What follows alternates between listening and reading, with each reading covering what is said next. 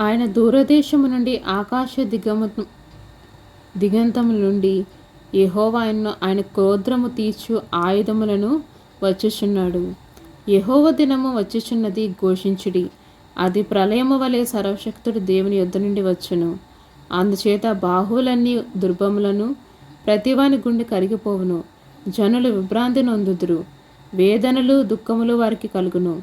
ప్రశ్న వేదన పడుదాని వలె వారు వేదన పడుదురు. ఒకరికొరకొకరు తేరి చూతురు. వారి ముఖములు జ్వాలల వలె ఎర్రబారును. యెహోవా దినము వచ్చుచున్నది, దేశమును పాడు చేయుటకును, పాపులను బొత్తిగా దానిలో నుండి నశింపు చేయుటకును, క్రూరమైన ఉగ్రతతోనూ ప్రచండమైన కోపముతోనూ వచ్చును. ఆకాశ నక్షత్రములను, నక్షత్ర రాశులను తమ వెలుగు ప్రకాశింపనీయు. ఉదయకాలమున సూర్యుని చీకటి కమ్మును, చంద్రుడు ప్రకాశింపడు.